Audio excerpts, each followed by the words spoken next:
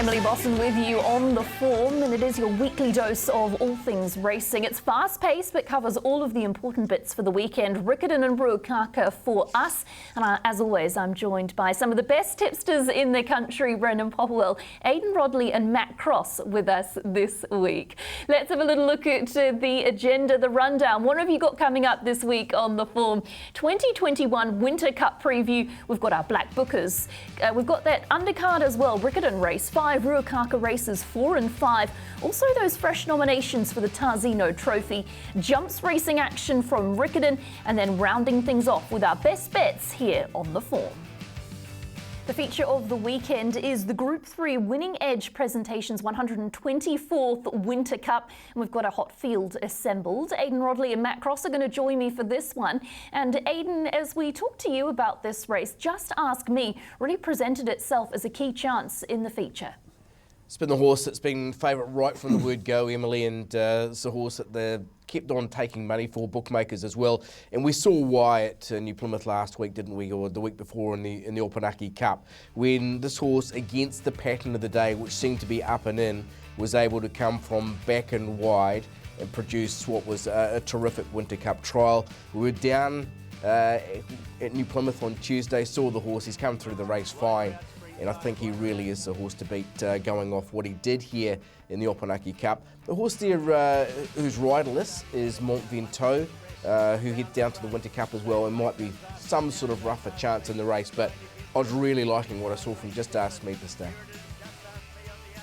Aidan, I respect your thoughts around Just Ask Me, but I'm going to go head-to-heads with you here with the South Island horse, who has very much been a carbon copy of this horse in terms of what they've done in each island. And Tappy's won.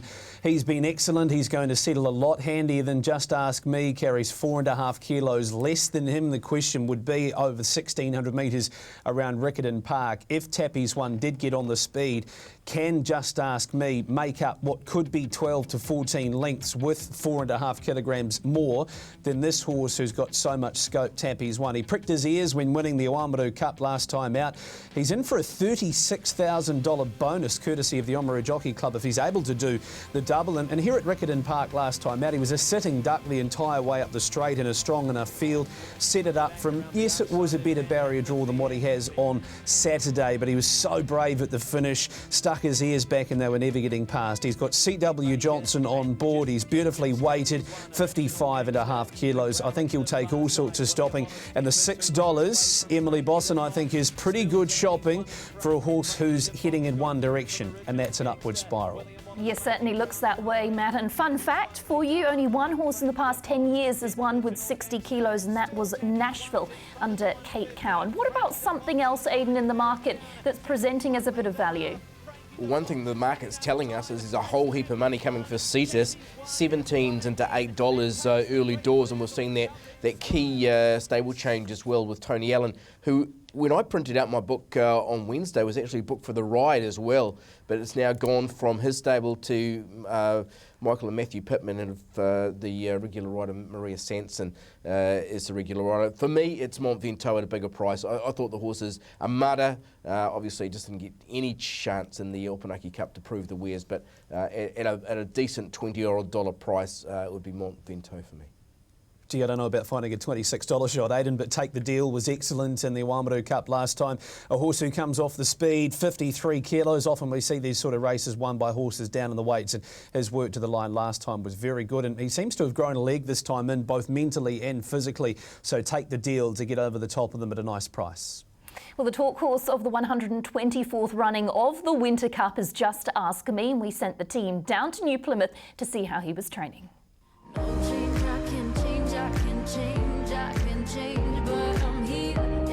Alan, we just asked me work today. What did you ask of him this morning? He went 1200 solid. I really want my work done today because the rest will be travelling. So, and the facilities down there, they tell me, are a bit hairy with the new synthetic going in. So I wanted to do it all here if I could. Just tell us about travel. When does he leave? I get to Howie's today. We leave midnight and we're on the 2 o'clock sailing tomorrow, so we'll be there on Wednesday. Last start when was here on the track of the Opunake Cup. What'd you make of it? I thought it was a massive run. You know, I thought London Express was going to win it for us, and that would have had his weight nice for the Winter Cup, but it didn't go that way. He was the only horse that circumnavigated the field, and he actually won going away. How happy have you been with him coming through that race? Yeah, he's been really easy to train through it. He's eaten everything. His coat's really good for a winter horse, and his work was probably the best I've seen him work this morning. This is a race you've set him for, the Winter Cup. Could you have him any better? I don't think so, not on his work this morning, the way he looks. He's very clear in the eye, so yeah, we're going down there pretty confident. I'd be very disappointed if he wasn't top 3. I need to hear some sounds that... Well, let's get into our black bookers now on the form. And first of all, we'll have a look back to last week, what we selected and where they're potentially heading. Aiden Detifos, obviously Riccarton, August the 14th. Bevan Sir beats Riccarton race 8, that's on Saturday. You've got Brendan with Rose Crescent Topor, August the 25th. And I went with Ladies Man, who's heading to New Plymouth on August the 21st. What have we put in the black book for this week? Let's find out from the team. And kicking it off for us, Brendan Popplewell, what have you got in the black book this week? Yeah, Emily, I've gone for a horse that performed really nicely at Rotorua last weekend by the name of Super Senti. Considering this horse was taking on race winners, I only got within half a length of a horse that has now won 4 races. So got the right run in behind Gospodin on this particular occasion, but did come out of that trailing pocket here and looked to be half a chance of maybe getting close enough, and did exactly that, got close enough to a horse that knows how to win races, as I said, within half a length. So once she finds that right race with the right run, she shouldn't be too far away from the winner's circle, and maybe it could be at her 7th start. I'm going to take you back to Ormolu last week for mine, and that is Raise Your Sights. A horse who, just going back through the form, of the first 5 horses home, 4 of those had settled in the first 5. Now the horse who wasn't was this horse, Raise Your Sights. It's been put into the race, come from 12th this day under a pretty handy ride too. Went up to win, and obviously Slammer has just been able to kick back with a softer run on the inside. However, it's reeled off all the best sectionals in the race, and a performance that I thought just against the pattern looked to be a key contender for next week. I have spoken to Terry Kennedy. We'll go to the 14th of August as well and go around in a 65 2,000 metre race. We'll come up against the stablemate who actually won the previous race, Countess Ruby, although Raise Your Sights' win was in a quicker time. Well, I was going to go with Sir Beats, but then when I realised after being on holiday last week that Bevan Sweeney had found it in the black booker, I think it'll win race 8 for what it's worth anyway. We'll go to race 9 at Riccarton Park, a horse lining up called Belt Road. Went to Ruakaka last time out, was a little bit awkward out of the stalls. There it is in the Ken Harrison colours, the lime green, with Trudy Thornton doing the riding. Visor blinkers go on, carries 60 kilos in the last, courtesy of dropping back in grade. Its closing sectionals here at Ruakaka in what were a much stronger field than what it meets at Riccarton on Saturday were excellent. Its work through the line was very good, and I think it'll be winning race number 9, the final race on the card at Riccarton on day 1, Emily, of the Grand National Carnival. And finally, as we get back to me, I've jumped the ditch. I've gone with a horse from Randwick actually last Saturday called Mr. G, who was really unlucky under Tommy Berry. Already a 4-time winner and seen over the 1,800 metres here, was just caught in a pocket and ended up going to the line relatively untested. We can have a look at that replay here. Tommy's got it in the perfect position, ready to pounce, but the gaps just don't appear. You'd like to be seeing it sort of getting into a bit of motion at this stage. The big grey blocks it in, and you think, here it is, it's going to get out now, and just gets put straight back in that pocket once again.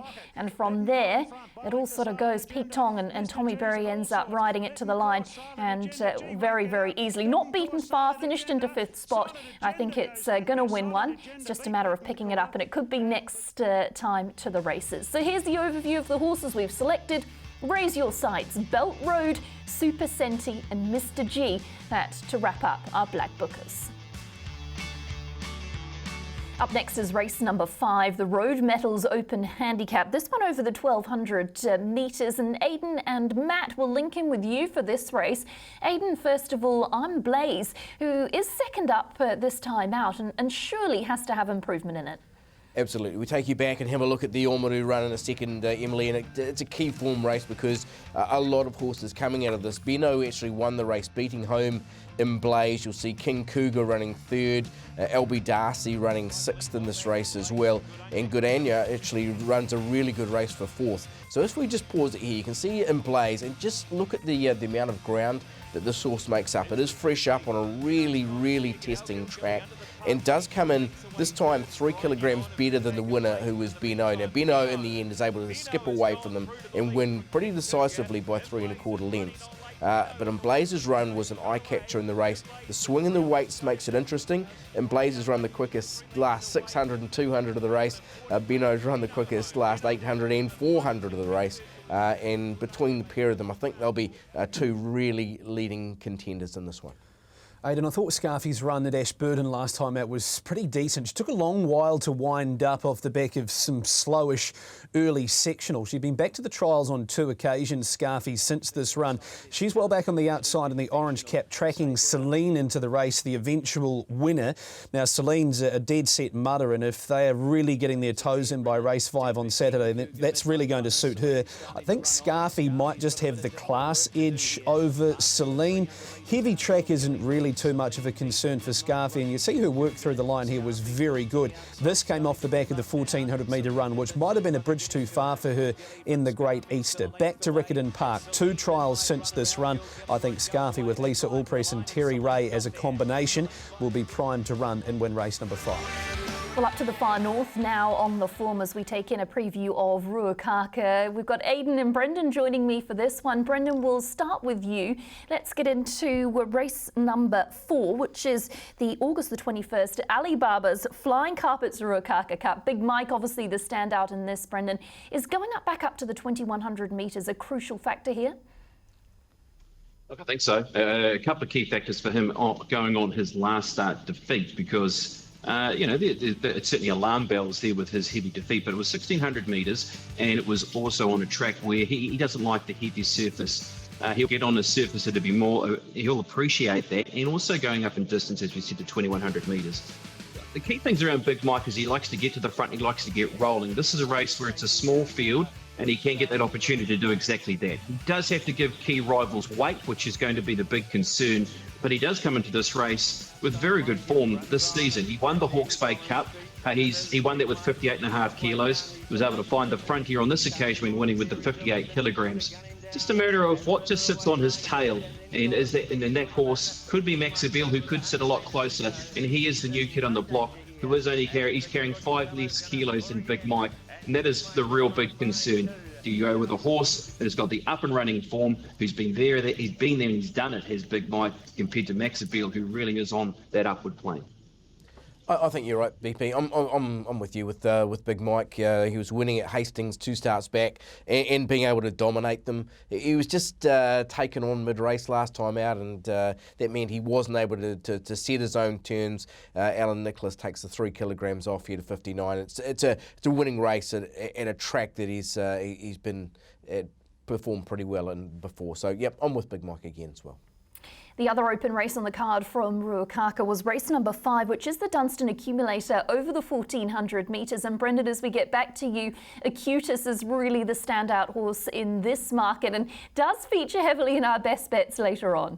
Certainly does, and it's hard to knock his chances here, isn't it, with what he's shown so far in his 2 race day starts. Eilish McCall gets along with the horse nicely. He's fast out of the gates. He'll find himself up against the plastic early, with maybe dangers being horses like Zelensky, who's only won the 1 race from 23 starts, but does have 12 minor placings to his name, who could be on his flank, and then maybe a horse like Lily Thunder, who could sit in behind Acutus. But he just seems to be in a really great space at the moment, with a defeat over Irish Girl, and then a horse like Irish Girl was good enough to run it down when last presented to the races. He's got form on the track. Eilish McCall gets along with the runner. He could be very hard to catch, I thought, on the 5th on the program over 1400 metres. Yeah, we spoke to Eilish McCall on the punter stand leading into that race day, and she wasn't too sure about what they'd do tactically. In the end, they did go forward, and it's the right move because this horse does perform really well, and especially in a field of 7. The horse is going to be able to get terms to set to suit himself, and he's going really well. I think he's clearly the horse to beat. He should be improving off that last one. Well, it was a star-studded Ellerslie trials on Tuesday, and we've got a replay for you of those first 4 trials with a little bit of info from the track. This Heat 1 featured Bowden. He's on a likely cups pass. It also featured the chosen one, who is potentially heading towards the Fien with a Tarapa trial in between. Frontman, he'll trial again at Taupo and then decide where he goes. Thalassa there and at the tail of the field, disappointing a vet check before they trial that horse again. Heat number 2 featured Group 1 stars AIGNE, Probabile Carmelas. AIGNE, no decision on what they'll do with him yet. Memsi or Tarzino in play. Probabile heads to Australia next week. A jump out on the 20th, and then on the 28th, the Memsi or Cochrane, they've got options with regards to her. Carmelas heads to Melbourne. Going to look at those fillies and mares races listed Group 3 sort of level. Naval Fleet trialled super, maybe Taupo before aiming at the metric mile. Heat number 3 was also a hot one. Entrevier heads to Sydney 21st. Will take its place over the 1100 metres there in New South Wales. Amarilinia just taking a little bit of time to come up. Interesting information here. Could trial again. Looking for a 1400 metre race to kick off. Could be Melbourne, Sydney, New Zealand. No decisions made for her. Syracuse, harder trial than they wanted. Holds nominations for the Group 1 mile and 2000 metres at Hawke's Bay. And then finally in Heat 4 we had Avantage. She'll have a hit out again before the Foxbridge Plate, possibly a Taupo Gallop, and then she'll head to those first 2 legs of Hastings before they'd make a decision for her. Festivity, maybe Tarapa next Saturday in an open 1200, but again they feel they've got a good race in her. And Prix de Fer will take a similar path to Avantage. So plenty to talk about out of those trials, Brendan, but as we get to you, one horse that was noticeably missing was Dragon Leap. What can you tell us about him? Yeah, certainly, Emily. Look, he's a horse that just wasn't quite 100% leading into trial day, which of course was Tuesday this week. So team were happy just to leave him at home. And I know also that the track condition really wasn't going to be suitable for him. Look, it was only going to be a hit out anyway. So they're just erring on the side of caution with him and likely to see him at the next couple of trial meetings coming up. They've got a few options where they want to go before Foxbridge/Tarzino with Dragon Leap. And those fresh nominations for the Tarzino are really interesting, aren't they, Aidan? Because Catalyst and Dragon Leap not guaranteed to start at this stage. Yeah, we brought it up on trackside last Saturday with Brendan and Stephen Hunt. Stephen came back to us as well and said Dragon Leap's in the same boat as Catalyst. Now, we've got the order courtesy of New Zealand Thoroughbred Racing, so thanks to Tim Aldridge and his team. And it shows that Catalyst is now number 23. They run, I think, 16 in the Tarzino. And then you've also got Dragon Leap down there as far as 28. So a couple of the key contenders are well down. I've spoken to Jamie Richards this morning. He's saying he probably will have 2, maybe 3 runners. The 2 that are likely to be there, Avantage and Prix de Fer. And then they'll just see how a few of those others are coming up. The likes of Cornflower Blue, the likes of Savillon Blanc could end up there. Maybe a horse like Festivity or even a horse such as Carmelas or Brando. But you heard from Emily there just around those horses that are heading to Australia. It's just an interesting little dimension to add to it, because if you're on Catalyst, and we know he's one of the best horses in the race, same with Dragon Leap, 2 real contenders, but not entirely as short of a start. Now, another key point too is the trials that have been held on Thursday, and as we record this on Thursday morning out of Cambridge, where we do get to see the likes of Catalyst. I mean, it's been nearly 12 months since we've seen him at the races, when he was disappointing in his effort out of Sydney. And the same can be said about Dragon Leap, where it's been such a long time since we've seen these horses to the races. So it's important that we get a sighter from both of these runners before heading into the Foxbridge Plate, which could be a very key race. What is it? The first 2 runners, first and second there, Aidan, they get an exemption into the Tarzino. It'll be interesting because you've got the likes of Avantage, Tavi Mac who will be there, and so the 2 horses such as Catalyst and Dragon Leap, and by all accounts are both coming up really well. That's what we've heard from both their connections. They'll need to roll both of those 2 horses, and that won't be easy because Tavi Mac was super in this race last year, and you know how well Avantage goes, especially when it comes to race day. So yeah, this is it's really compelling stuff for the start of the year in the first Group 1, the Tarzino Trophy. Before we get into our jumps action, let's have a little look at the bonus back option. It is available across races 1 and 2 at Riccarton. A refund of up to $30 as a bonus bet if your runner finishes 2nd, 3rd or 4th at Punters Lounge at tab.co.nz for details. Well, as promised, jumps action also at Riccarton. There's something for everybody, isn't there? And we kick things off with that Avon City Ford Sydenham Open Hurdle. And Hayden, as we get to you, tell us about the field and who you like.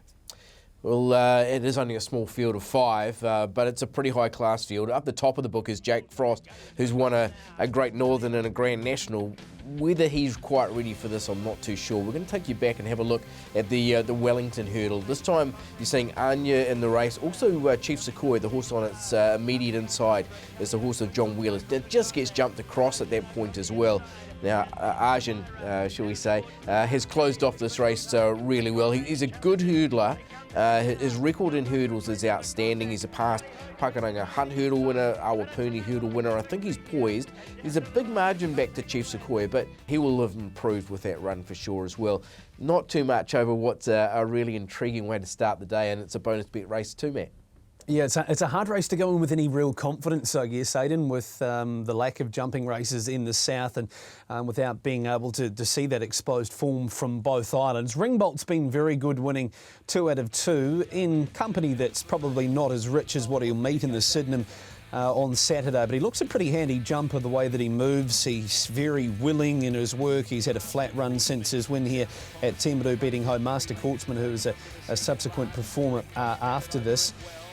He's the South Island hope, I guess. Jack Frost never really showed too much. I know that he finished 3rd and behind Master Courtsman, but he was beaten 22 lengths last time out. But this guy has got it all going for him in the way that he moves Ringbolt. He's going to have to improve a little bit to be competitive here, but I certainly wouldn't be leaving him out of the mix. A hard race to really judge, Aidan, I guess. It's probably more of a watch for mine with a view to the Grand National Hurdle, which we'll see on Wednesday. Very open race to start us off.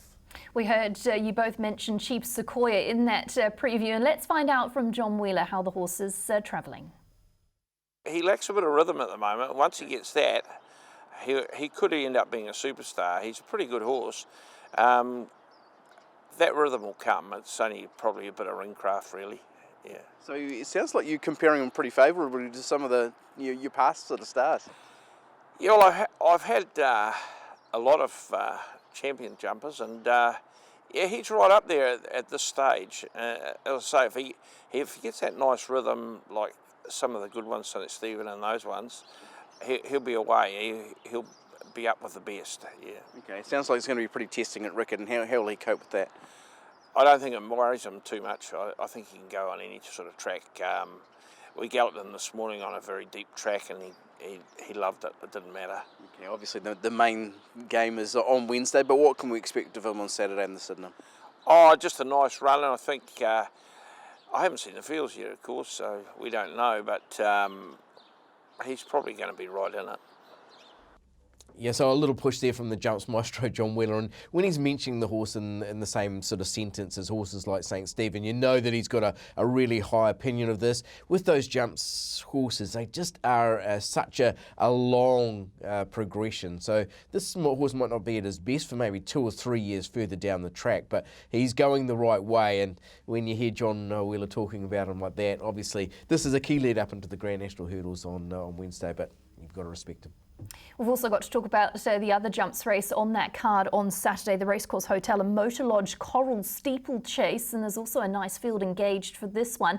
Aidan, who let the Fox out? An interesting contender in this race. Yeah, I think so. From what we saw of this horse on the jumps debut, here it is here. We're just going to take you back to Trentham. So in behind on this occasion are horses who have gone on to big things. There's Yardam, who's there and goes on to win a Hawke's Bay Hawke's Bay Steeples and a Wellington Steeples. Both of those run at Hastings this year. And Coconut, who's further back as well, goes on and wins a Manawa 2 Steeples. Now this is this horse's first go in a steeplechase role, and he wins by 7. He looks like a really exciting prospect. I know Tally Ho Twinkletoe was a late entry, but the booking of SHAUN FANNIN is really important here because obviously when Tally Ho Twinkletoe went in, SHAUN FANNIN was already booked. So How they measure up, I'm just not too sure. But on what we saw from Who Let the Fox Out on Steeplechase debut, he's a big contender. Well, in jumping terms, you've got the new kid on the block, haven't you, Aidan, that you've mentioned, Who Let the Fox Out, and such a dominant victory there at Trentham. He's got a little bit of a pull in the weights on the 2 stars up the top of the book. I'm sure that Shamal will be primed for the Grand National Steeplechase. I would imagine that the further the better for him. And, of course, Tally-Ho Twinkle Toe up the top of the book. You can't beat his record over in Australia either. But I had a bit of a fancy for Who Let the Fox Out as well. Aidan, $4 the price, so bookies keeping it pretty safe. I'd be happy to have a little bit of a look at that.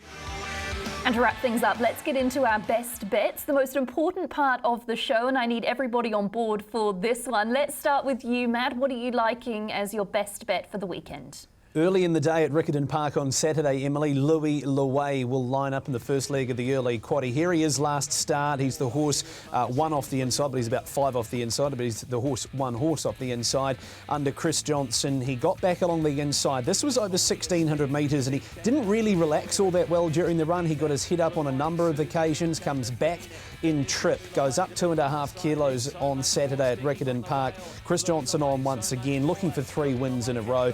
Doesn't look an overly deep, rating 74. No reason why he won't be winning again, the son of Zakinto. Real progressive type. He seems to have come back stronger, and I think he's a great bet. Race 2, number 1 on Saturday, Louis Leway.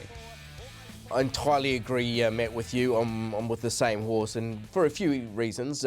He's run the quickest last 800, 600, 400, 200 of that race for sure. It was a strong field. Even going into the race, I wrote down this is one of the best fields I've seen in Canterbury through the autumn-winter period. Now, in behind him, the 4th horse was St Andre, who's come out and won the last race at Ormanu on last Sunday, and the 6th horse was Take the Deal, who's come out and run 2nd in the Ormanu Cup. The form is outstanding from him, and he's run that last 600 of that race a second faster than any other horse in the race. He's a rising star, and he'll continue his winning run on Saturday. Right, Aidan, I'm going to go to Aruakaka on the weekend and look towards race number 5. Do like the chances here of Acutus, a horse who doesn't have to contend with Irish Girl like he has in his last couple of starts. He did beat Irish Girl, though, 2 starts ago when jumping to the front. He's a very fast horse out of the barriers. Eilish McCall suits the horse, and in a very small, compact field, he gets a great opportunity here to pick up another victory. He's $3 into $2.50 already as we speak around Acutus, and I was liking his chances in the 5th of the program. And that's given me confidence too, Brendan, because I'm with Acutus, and as you said, lots to like about the horse. Plenty of ticks, and here is our rundown, an overview of our best bets. Just a note there, Bevan Sweeney has submitted Love Storm. That's on Friday, and you've also got Pip Morris with Dark Hazard on Sunday. So there's a roundup of your best bets here on the form. Hopefully you've got them all noted down. That's it from us, and big thank you to the boys for their selections and for the weekend. Good luck. Happy punting.